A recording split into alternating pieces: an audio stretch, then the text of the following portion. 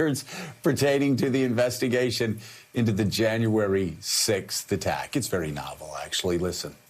This is a select committee that is not a bipartisan committee. For the first time in history, Nancy Pelosi picked who could be on this committee. And what they're trying to do, they're missing the two main points. Why were we so ill-prepared on January 6th? And how do we make sure we'll never be in this position again? It's purely politics. And Congress does not have the right to go after mine or your phone number records. And the Supreme Court has made this ruling. It's interesting about how far they want to control and where they want to go. It's a really good thing you can't get arrested in Washington, D.C. for stupidity.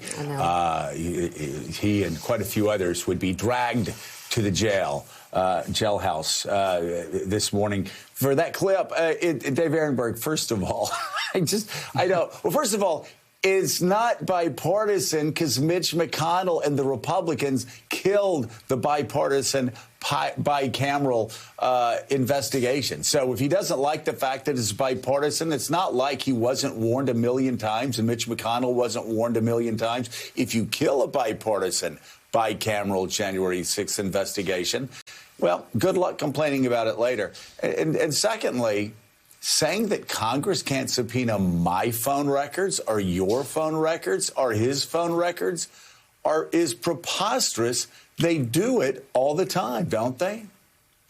Yeah, good morning, Joe. Yes, and first off, it is bipartisan. Last time I checked, Liz Cheney and Adam Kinzinger are still Republicans, so there's that.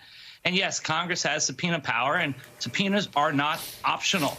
And so, yeah, if the January 6th committee wants to refer the noncompliance to the full House can send it to the Department of Justice, and then those individuals who defy subpoenas can be prosecuted under contempt of Congress, which will get you between 1 month in jail and a year, up to $100,000 fines. We're talking about serious stuff. And if you want low-hanging fruit, Joe, go after Steve Bannon first, because he stopped working for the administration in August of 2017. So any claim of executive privilege or attorney-client privilege, after all, he's not a lawyer, that would fall flat and would get laughed out of court.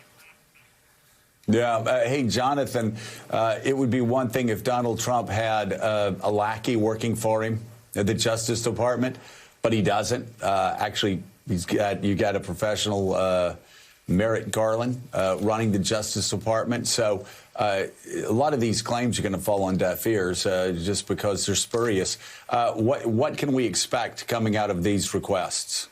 Well, the White House, the current White House, has made clear that they're not inclined to give the former President Trump any assistance on this. The precedent certainly is that White Houses are deferential to predecessors in terms of matters of executive privilege, but this certainly seems to be the exception. Jen Psaki from the podium and White House officials behind the scenes have said, look, we're treating January 6th as something very different. It's a dark day in our nation's history. It's a singular event. It's going to be treated as such. And we're not going to let the former president use executive privilege or attempt to use executive privilege to cloud over any of that, that this needs to be something that is thoroughly investigated. They, of course, supported that bipartisan commission that Minority Leader McConnell killed, and now are backing the Select Committee.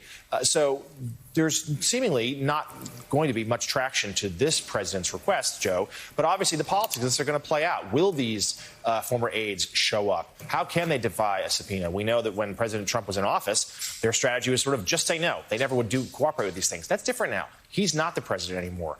So this is going to be a significant political issue, even as the former president continues his unfounded claims of election fraud. We heard more from his rally the other night in Iowa, and as he continues to return to the political stage.